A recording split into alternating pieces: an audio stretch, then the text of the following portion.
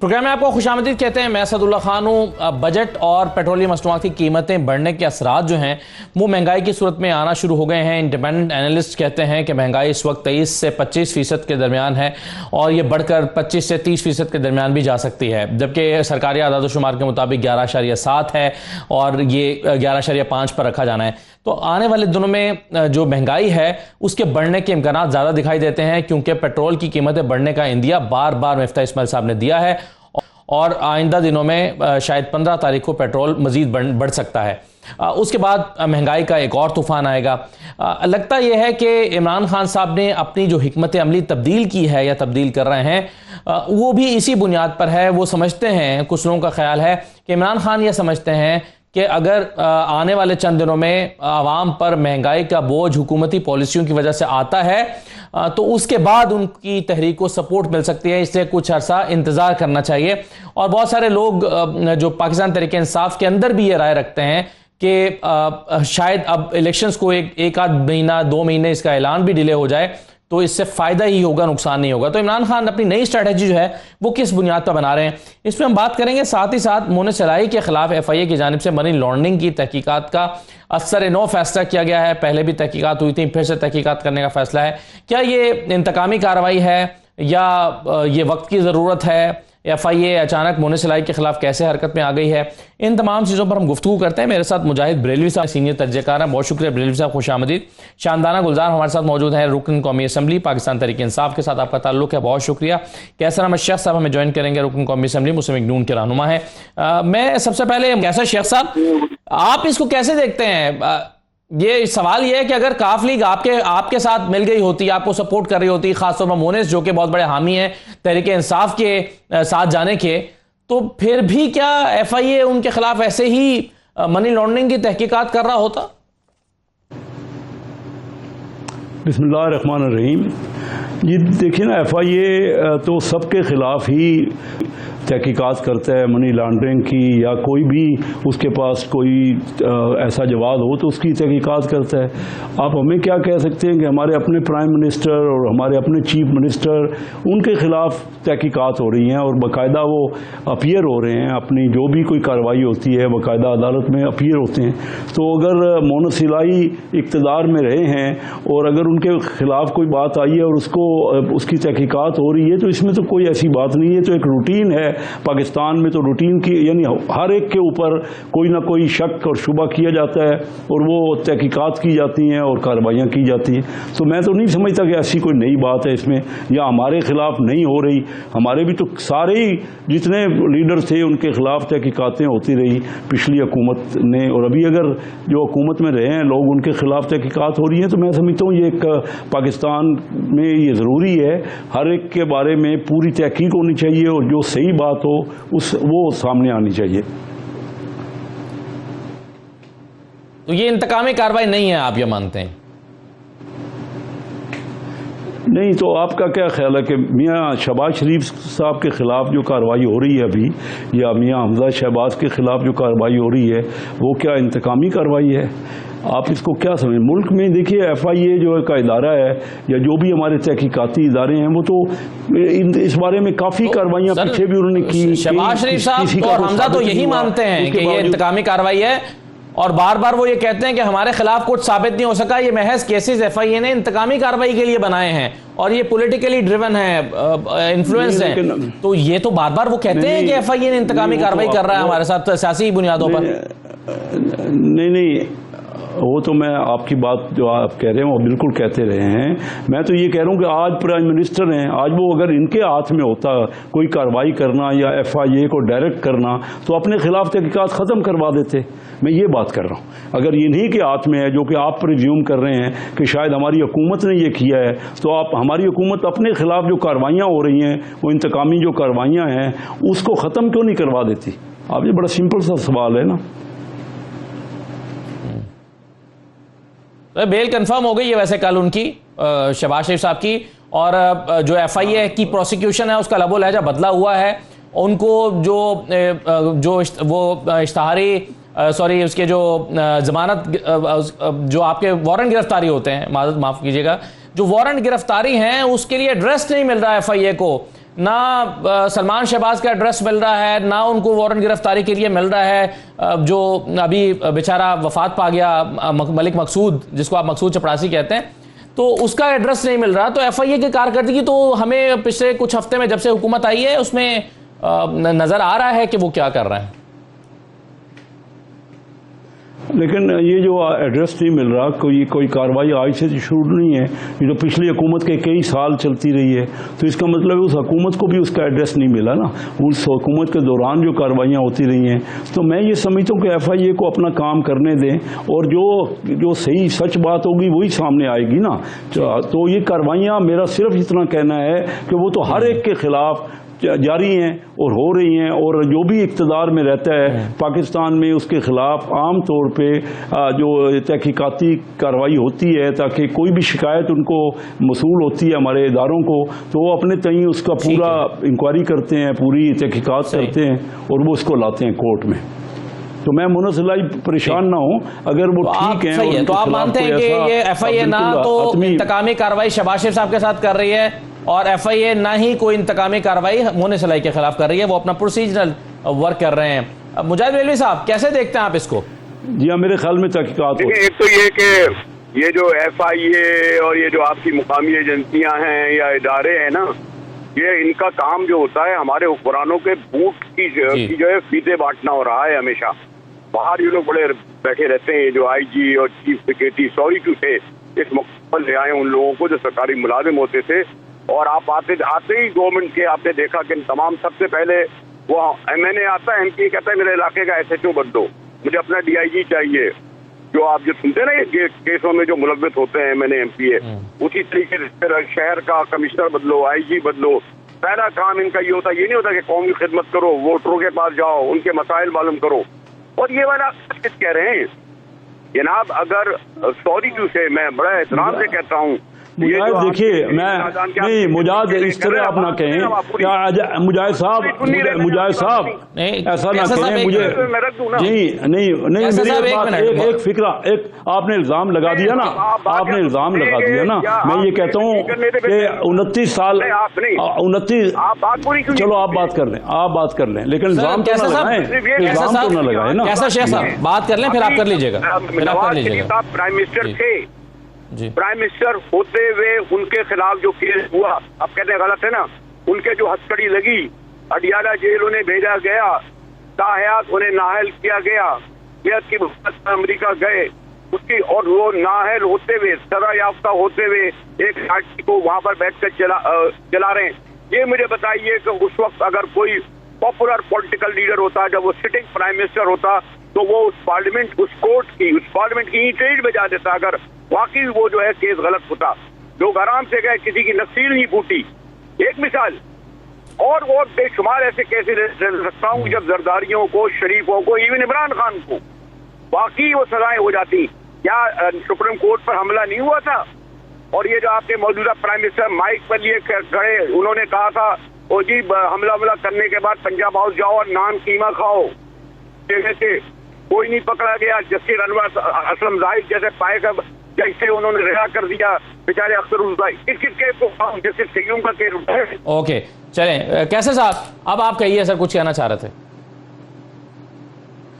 نہیں میں تو مجاہد صاحب بالکل دیکھو نا، کھلم کھلا پولیٹیشینز کے خلاف یہاں جو باتیں ہوتی ہیں وہ سامنے کو سننے کو بھی تیار نہیں ہے. لیکن انہوں نے کہا جو M N A M P آتا ہے، اب میں 29 سال سے الیکشن لڑ رہا ہوں، آپ جا کے پتہ کرا لیجئے میں نے کبھی ایک کوئی آفیسر کو ٹرانسفر کروایا ہو یا میں نے کوئی ایک ایف آئی آر کٹوائی ہو کسی کے خلاف، ریکارڈ تو مل جاتا ہے، جا کے آپ پتہ کروا لیجئے. تو ایسے لوگوں کی بھی تو بات کریں نا. آپ کیوں سارے پولیٹیشین کو رگیز رہے ہیں، اور اپنے ہی ملک کے جو پولیٹیشین ہیں جو خدمت کر رہے ہیں، جو دن رات اپنا لگا رہے ہیں، ان کو بھی اسی طرح ایک ہی لاٹھی سے سب کو ہانک رہے ہیں. آپ کے پاس اگر کوئی شواہد ہیں تو آپ پرٹیکولر بندے کی بات کریں. آپ کہہ رہے ہیں ایم این اے ہوتے ہیں، ایم پی ہوتے ہیں، وہ افسر چینج کروا لیتے ہیں. تو میں تو کہہ رہا ہوں آپ ریکارڈ منگوا لیجئے. آج 29 سال تھوڑا عرصہ نہیں ہے مجھے پالیٹکس کرتے ہوئے. ہم اپنا ہر چیز چھوڑ کے، اپنا کاروبار چھوڑ کے، اپنی فیملی کو چھوڑ کے بندوں کے پاس جا کے وہاں یونیورسٹیاں اپنے علاقوں میں بنا رہے ہیں، کالج بنوا رہے ہیں، اور تب لوگ ہمیں ووٹ دیتے ہیں. اور آپ ہر ایک کو بس پالیٹیشینز کو ایسا بنا دیا، پتہ نہیں کیا جرم کرتے ہیں ہم لوگ. جی نہیں جنریک بات نہیں کرنی چاہیے نا. یہ تو وہی تو میرا اعتراض ہے کہ کیوں جنریک ایم این اے پہ آپ الزام لگا دیتے ہیں. چلیں اس کا جواب تو بریلوی صاحب دیں گے. جی ٹھیک ہے, چلیں اس کا جواب تو بریلوی صاحب دیں گے. کہ شاندانہ صاحبہ کا سوال یہ تھا کہ اس پر بہت سارے لوگوں کو یہ اعتراض ہے کہ جی انتقامی کارروائی ہو رہی ہے مونس کے خلاف. میرا سوال یہ ہے کہ ایک پروسیس ہے, اگر ایف آئی اے کے ادارہ ہے وہ ان کے خلاف کارروائی تحقیقات کرتا ہے, اور اگر انہوں نے کچھ نہیں کیا, بے قصور ثابت ہو جائیں گے, تو کیا اس پر پروٹیسٹ کرنا چاہیے؟ شکریہ اسد صاحب. دیکھیں اگر آپ کو یاد ہے ہماری حکومت میں جب ہماری حکومت تھی تو سب سے پہلے کیس, بلکہ ہماری حکومت آنے سے پہلے جہانگیر ترین صاحب جو ابھی پی ڈی ایم کے ہو گئے ہیں, ان پہ کیس کو سپریم کورٹ نے ایک دفعہ وہ کیا, ڈسکوالیفائی کیا. پھر ان کا انٹرم ریویو تھا, پھر انٹرم ریویو میں اس کی اپنی ڈیسیژن کنفرم کی. اسی طرح آپ نے کبھی کسی پی ٹی آئی والوں کو ایٹلیسٹ نے دیکھا ہوگا کہ پروٹیسٹ کر رہا ہو کہ کیوں آپ نے ایسا کیا, بس جو ہو گیا سو ہو گیا. اس کے بعد علیم خان نے ان کو اٹھایا, نیب نے 100 دن وہ نہیں تھے, تب وہ پروونشل منسٹر بھی تھے, وہ بھی اب پی ڈی ایم کے پاس چلے گئے ہیں. اور جو باتیں ہم نے سنی ہیں, میرے پاس اس کا ڈائریکٹ کوئی پروف نہیں ہے, وہ جو علیم خان نے خود کچھ سٹیٹمنٹس دی ہیں, وہ یہ کہہ رہے ہیں کہ ہمیں وفاداری کا اس سے بہتر صلہ چاہیے تھا, یعنی جو لیگل پروسیس تھا وہ ہمارے خلاف نہ استعمال ہوتا. اسی طرح جب یہ چینی والا اسکینڈل آیا ہماری حکومت نے, اور ایف آئی اے نے 3 رپورٹیں پیش کی, اور تینوں میں جہانگیر ترین صاحب جب گلٹی پائے گئے اور جو انہوں نے پی ٹی آئی سے دوری اختیار کر لی, تو یہی کہا جاتا تھا کہ پی ٹی آئی نے ان کا سائڈ نہیں دیا.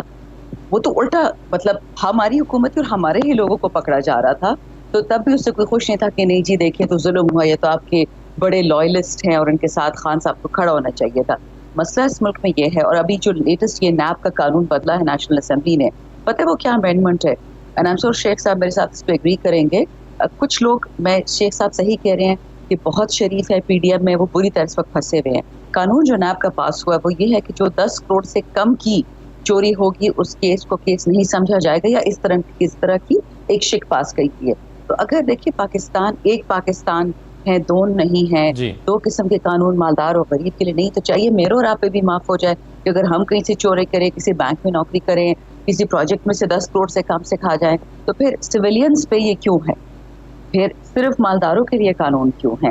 اچھا اوورسیز پاکستانی اس پہ کہا جا رہا ہے کہ ان پہ ٹیکس عائد کیا جائے گا, یہ جو بجٹ پریزنٹ ہوا ہے, اور ان کا ووٹ ہٹانے کا حق لے لیا گیا, ان سے ووٹ دینے کا حق ان سے لے لیا, اور کہا یہ جا رہا ہے کہ ایکچولی میکینزم نہیں تھا, ہم نے ووٹ کا حق نہیں لیا, جب تک ہم نے اس کو سسپینڈ کر دیا, جب تک یہ طریقہ نہیں ہوگا تو یہ ووٹ نہیں دیں گے. تو پھر آپ یہ بھی تو سسپینڈ کر لیں نا کہ آپ ان سے جب ریمیٹنس لیتے ہیں پاکستان میں, ان کا ڈالر ان کا پاؤنڈ لیتے ہیں. Long and short is the following, میں نہیں سمجھتی کہ جب کوئی لیگل کارروائی ہو اس کو آپ ہمیشہ ایک نظر سے دیکھیں, لیکن اس میں بھی ذرا فرق ہے.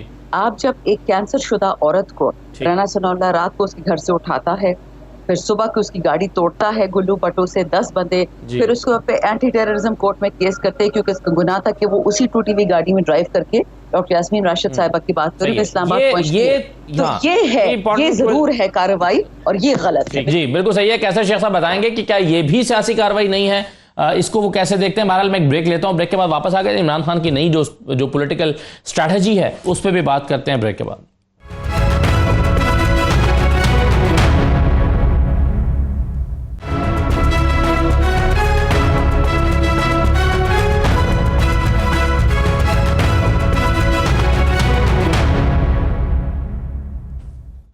دوبارہ آپ کو خوش آمد کہتے ہیں پروگرام میں.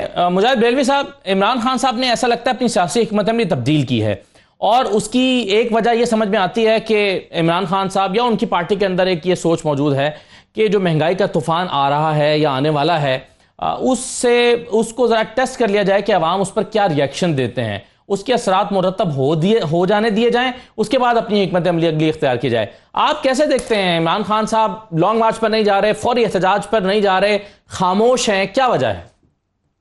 دیکھیے ایک تو میں انتہائی میں آواز سے پہچان نہیں سکا, کیسا رحمت شیخ صاحب کہ میرے انتہائی محترم معزز بہت ہی احترام کا رشتہ کیسر شیخ صاحب موجود تھے, اور میں نے بالکل ہی بڑی زیادتی کی, اور کہ یعنی سیاست سے ہٹ کر, یعنی وہ میں نے کہا نا بڑا خاص رشتہ رہا ہے شیخ صاحب کو علم ہے, تو وہ جو میں نے ان کو روکا یا بلند آواز سے بات کی, اس کی شیخ صاحب میری معذرت قبول کیجیے گا.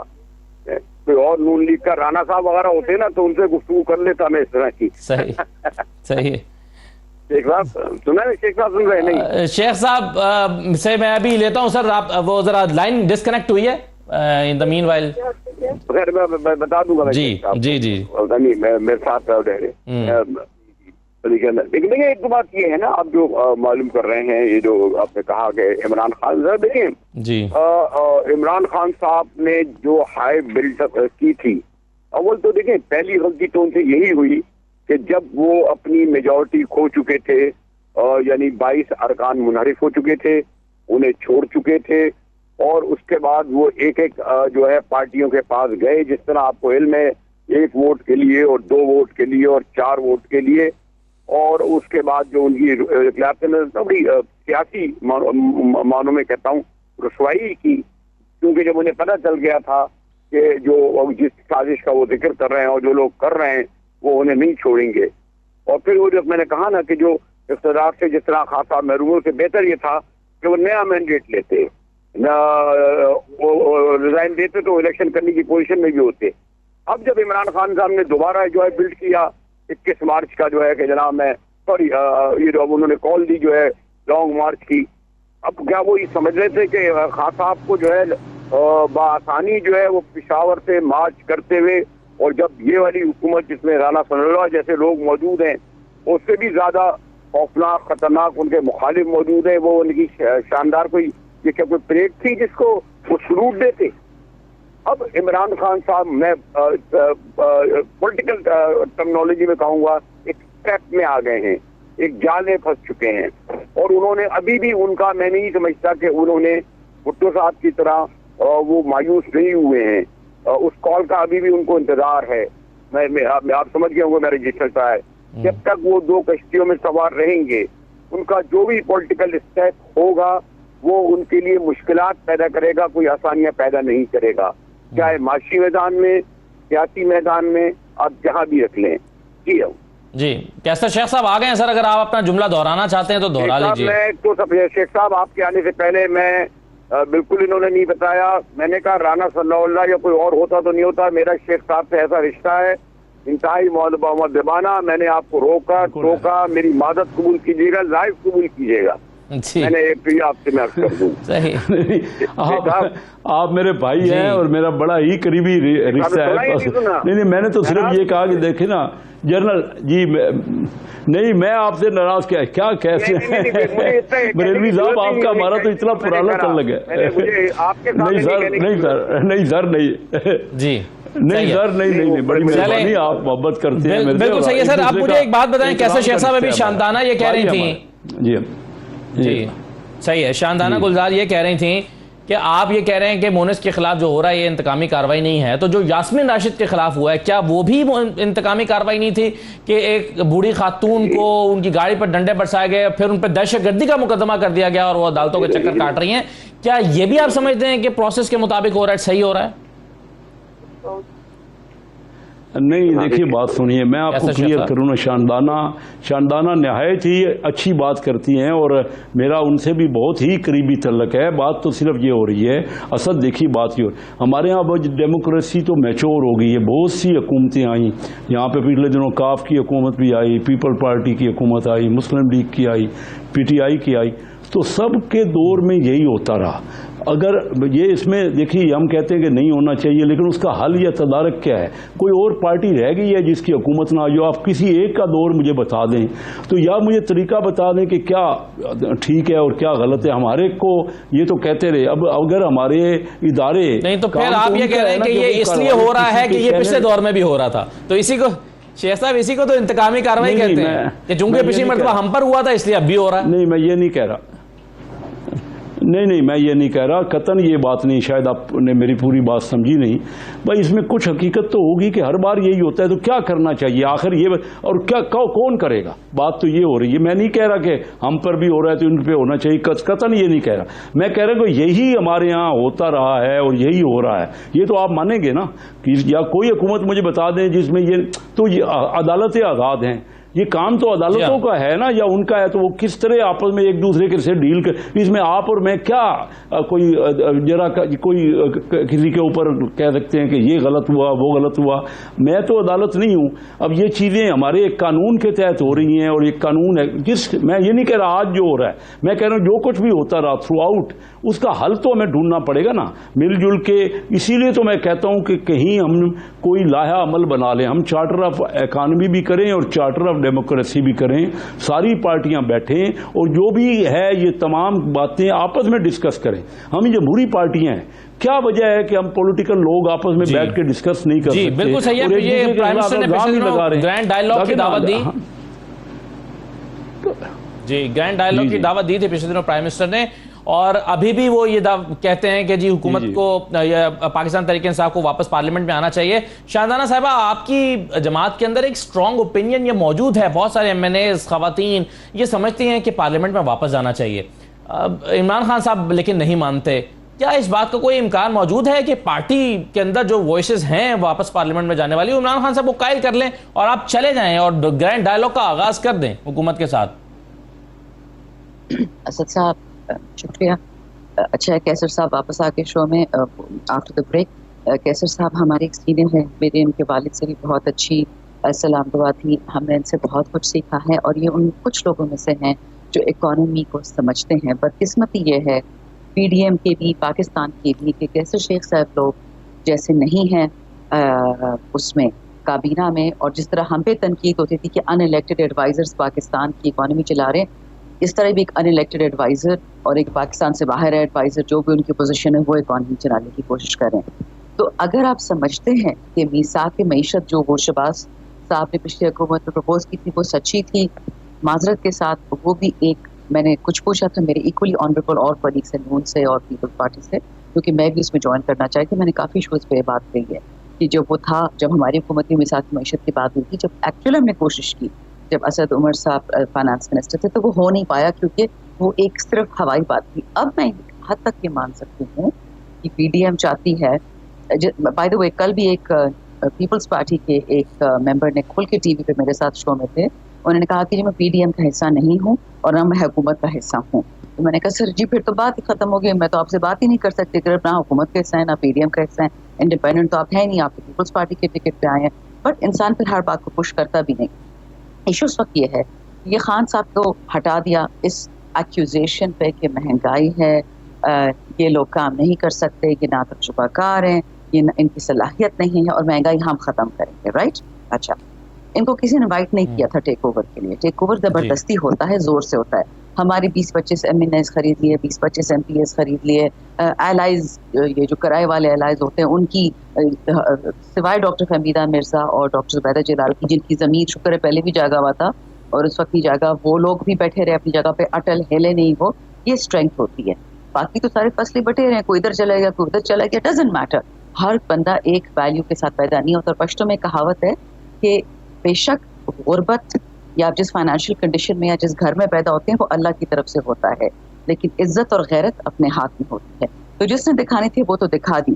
اور میں یہ بھی آپ کو بتا سکتی ہوں کہ کیسر شیخ صاحب نے اس دن فلور آف دا ہاؤس بھی یہ کہا, اور مجھے بہت خوشی ہوئی یہ سن کے, یہ ابھی بھی اپنے پرنسپلس پہ کھڑے ہیں کہ ہم نے بھی PTI کو کرٹیسائز کیا تھا ایڈوائزرز پہ, اب ہمارے ایڈوائزرز کیوں ہیں, ہمارے پاس قابل لوگوں کی کوئی کمی ہے PDM میں. میں صرف نون کی بات نہیں کر رہی ہوں, بیسکلی وہ یہ رہا ہے. اور آپ نے کل شاید شوکت ترین صاحب کی اسٹیٹمنٹ دیکھی ہو کہ مجھے بلایا گیا, رضا باقر کو بلایا گیا, شبر زیدی صاحب نے بولا کہ مجھے بلایا تھا میں نہیں گیا, ہماری پوری اکنامک ٹیم کو بلایا گیا کہ جی ابھی مفتاح صاحب کو گائیڈ کریں کہ کیا کرنا ہے. تو پھر اگر ہمیں مفتاح صاحب کو گائیڈ کرنا تھا, کیا تو وہ PTI میں ضم ہو جائیں, اور یا پھر یہ حکومت آئی کس لیے. میں صرف یہ کہہ رہی ہوں کہ جو چیز بدنیتی پہ مبنی ہو, اب میں بتاتی ہوں حال کیا ہوگا, یہ آخری 30 سیکنڈ ہے میرے جواب کے, غور سے سنیے گا. یہ جو کچھ کیلکولیشنز ہو رہی تھی کہ یہ حکومت آ جائے گی, ہم بجٹ دے دیں گے اور پھر اسٹیبلائزیشن آئے گی, وہ جھوٹ ہے. اسٹیبلائزیشن نہیں آئے گی, اور وہ اس لیے نہیں آئے گی کہ جب خان صاحب کہتے تھے کہ عالمی مہنگائی ہے اور 4 روپے پیٹرول میں اضافہ ہوتا تھا, تو بلاول صاحب ان کا استعفیٰ مانگتے تھے, کہتے تھے PTIMF کا یہ بجٹ ہے. آج مفتاح صاحب نے خود بول دیا کہ جی MIF ہمارا بجٹ نہیں مان رہی, اس کو چینج کرنا پڑے گا. 90 دن نہیں لگے ان کو اپنی ٹیون بدلنے میں. تو اللہ کا شکر ہے کہ خدا ہے, اور خدا سچ اور جھوٹ کا دکھا دیتا ہے ہمیں انجام, کہ جھوٹ کون کہہ رہا تھا, سچ کون کہہ رہا تھا. لیکن اس سے بھی جو زیادہ خطرناک بات ہے اس سال غلے کی بھی دنیا میں کمی ہونی ہے، اگر ملے گا تو نہایت ہی مہنگا ملے گا. پیٹرولیم مزید بڑھے گا. منکی وائرس دوبارہ اب آیا ہے یورپ میں اور امریکہ میں. ماشاءاللہ امریکہ اور یورپ دونوں روس سے خریداری کریں پر چھپ چھپ کے، کیونکہ روبلز نہیں دینا چاہتے تو گیس پروم کے ساتھ اکاؤنٹس کھول رہے ہیں. انگریز چمڑے کے لیے حلال تھا، ہمارے لیے حرام تھا. یہ مہنگائی ابھی مزید بڑھے گی بیکاز پیٹرولیم پاکستان کے اور دنیا کے ہر شعبے کو امپیکٹ کرتا ہے. ڈسٹریبیوشن جن گاڑیوں میں ہوتی ہے وہ پیٹرول پہ چلتی ہیں، بجلی پیٹرول پہ چلتی ہے. تو معذرت کے ساتھ یہ مجھے کوئی کامیابی نہیں نظر آ رہی، کوئی مجھے لوگوں کے لیے ریلیف نہیں نظر آ رہا. اور اس سے ایک اور بھی خطرناک بات، یہ حکومت اس وقت 2 MNAs پہ کھڑی ہے. 173 MNAs ہیں، ٹھیک ہے. 2 کی خدا نخواستہ وفات ہو جاتے، بیمار ہو جاتے، چلے جاتے ہیں. کون سی حکومت، یاد رکھے بزنس جو ہے نا، انٹرسٹ یہ پروفٹ پہ چلتا ہے، چیریٹی پہ نہیں چلتا. ترکی ہو یا روس ہو یا چین ہو، وہ ہمارے جتنے بھی اچھے دوست ہو جائے، آپ انہیں پیسہ نہیں دینا کیونکہ ان کو پتہ ہے کہ اتنی انسٹیبل حکومت ہے، اس لون کو گارنٹی کون دے گی. ٹھیک ہے IMF تو آپ کو $1 بلین دے دے گا اور آپ کی دیوالیہ سے بچ جائیں گے، لیکن جو معاشی تباہی آنی ہے وہ صرف ایک نئی گورنمنٹ آئے، چاہے نون کی آئے، چاہے پیپل کی آئے، چاہے ہماری آئے، فل مینڈیٹ کے ساتھ آئے تاکہ دنیا ان پہ باور کرے، تب یہ پاکستان ٹھیک ہوگا. یہ نہیں ہوگا PDM سے جو بھی گورنمنٹ. ٹھیک. 3 سوال آپ نے شاندانہ صاحبہ اٹھا دیے، تینوں ریلیونٹ ہیں کیسر صاحب کے لیے کیونکہ وہ اکانومسٹ بھی ہیں. اور آپ نے کہا کہ کمزور حکومت کو کون پیسے دے گا، پھر روس سے تیل ہم کیوں نہیں لے رہے. پھر آپ نے ایک سوال اٹھایا کہ اگر مہنگائی کی وجہ سے عمران خان کو ہٹایا گیا تو مہنگائی تو بڑھ رہی ہے اور آنے والے دنوں میں بڑھے گی، تو پھر جسٹیفیکیشن کیا ہے عمران خان کو ہٹانے کی. تینوں سوالوں کا جواب کیسر صاحب دیں گے. ایک بریک کے بعد واپس آتے ہیں.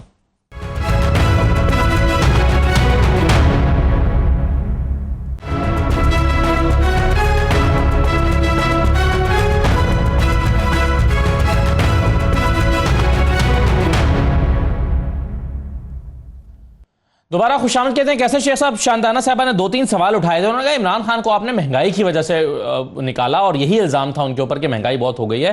تو مہنگائی تو آپ کے دور میں اور بڑھنے جا رہی ہے آنے والے دنوں میں، اس کو کیسے کنٹرول کریں گے؟ اور اگر عمران خان کے اوپر یہ الزام تھا اور اسی وجہ سے نکالا تو پھر آپ کے پاس جسٹیفیکیشن کیا بچی؟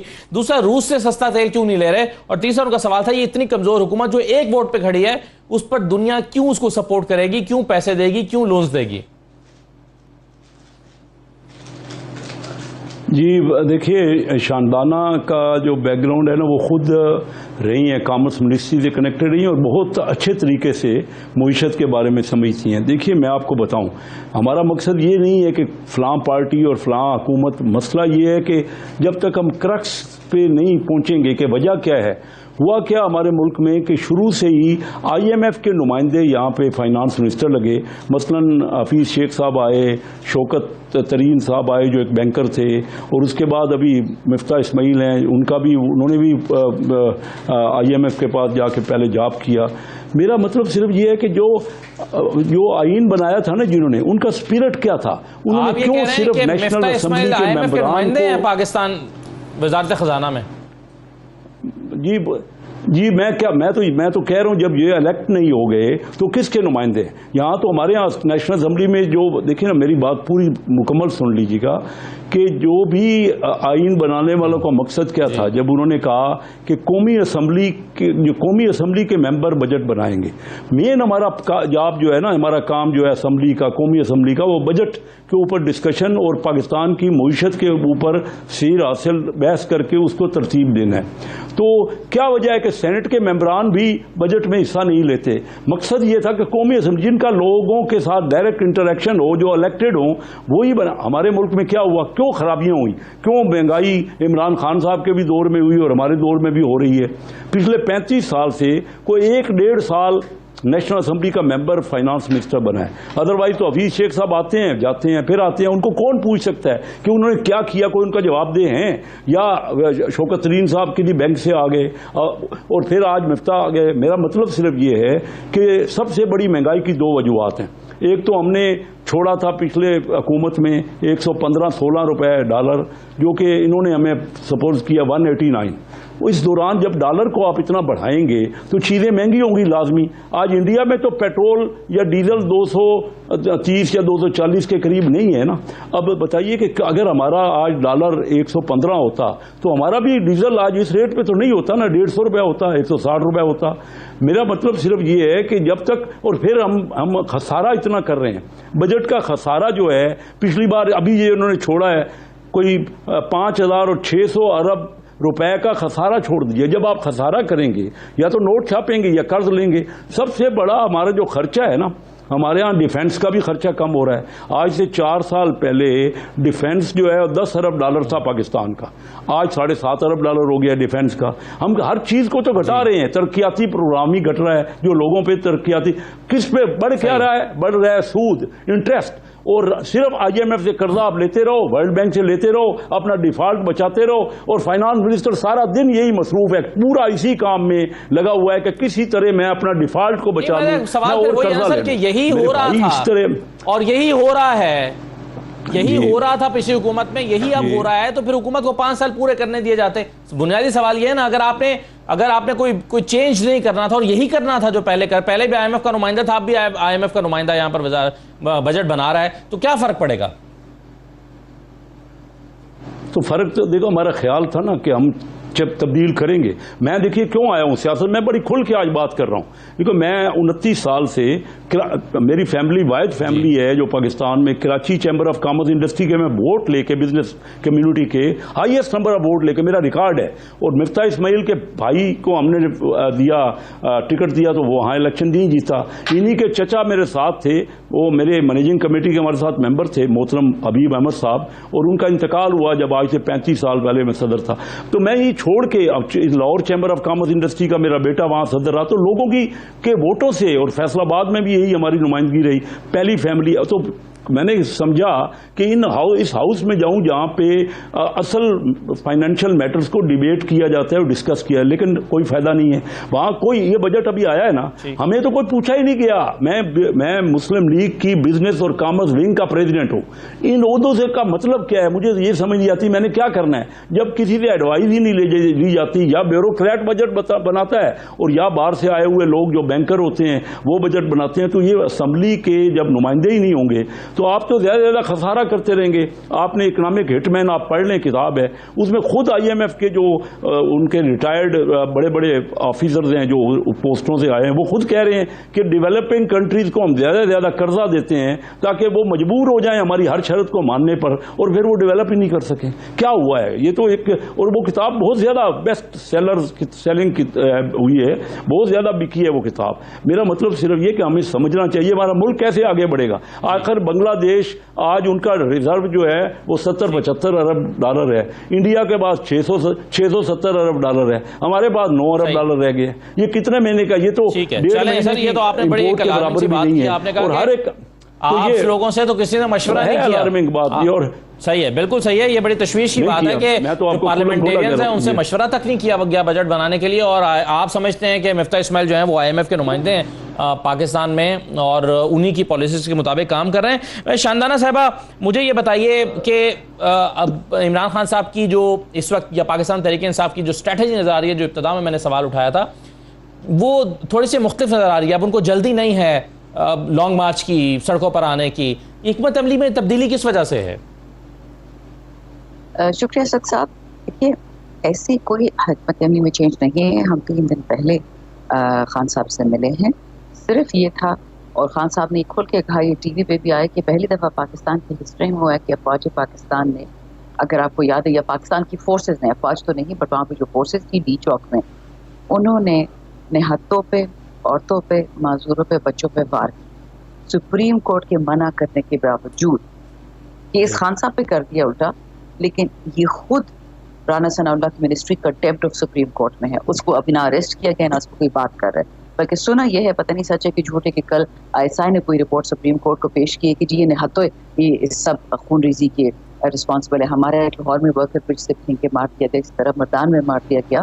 ڈاکٹر نشید, میں نے ان کی رسمی نشید کی بات کی, ہمارا کچھ نہیں پتا, لیکن ہم نے اس وقت گارنٹی کرنا ہے کہ اگر ہمیں امن و امان سے, جو ہماری آئینی کانسٹیٹیوشن آرٹیکل 13 سے 17 تک پڑھ لے, ہماری جو اللہ نے بھی اور اس آئین نے بھی ہمیں اجازت دی ہے پیسفل پروٹیسٹ کرنے کی. یاد رکھیں کبھی بھی آپ بچے اور عورتیں اس نہیں لے کے جاتے مجمع میں یا اس 18 گھنٹے مجھے لگے تھے پشاور سے اسلام آباد پہنچنے میں اس جلوس میں جہاں آپ کو خطرہ ہو کہ آپ پہ کوئی ہاتھ اٹھائے.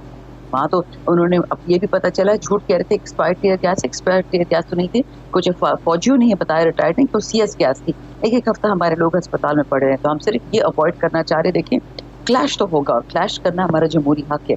ان کے 5 دفعہ جتھے آئے اسلام آباد, ہم نے کبھی ان کو نہیں کہا اور کوئی آتا بھی نہیں تھا. یہ لوگ جلسہ کرتے تھے 50 لوگ آتے تھے کھانا کھا کے چلے جاتے تھے. وہاں تو لاکھوں لوگ آئے تھے. میں خود گاڑی میں لٹرلی پک گئی تھی کیونکہ 18 گھنٹے اب گاڑی میں کھڑے رہیں, AC بھی کام چھوڑ دیتا ہے, اسٹیل کی گاڑی باہر بندے تھے, میں نکل نہیں سکتی تھی. Let me just tell you ہمارا کچھ نہیں بدلا. یہ ہمارا حق ہے پروٹیسٹ کرنا.